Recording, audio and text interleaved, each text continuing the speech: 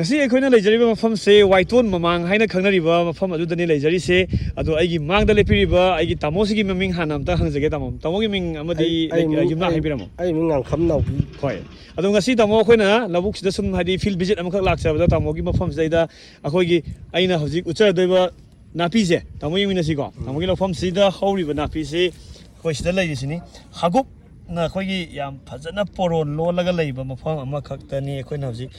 lakcharaga hoi si video namjari se adong si labuk ta thena badagi tamosina hadi aigi se kari da kap to no khoto no na sumagi wari sanara badagi akoi na ngasi tamoda kapo haina piram ngodo hidak se tamok to onsan biro hidak to Kaal 58 na hariba hidak sini tamo ko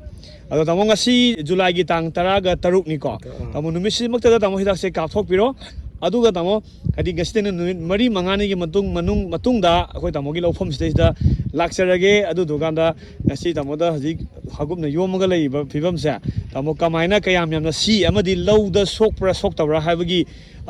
sangyeng ado tamo koi ngasi tominar si tamo okay thank you tamo okay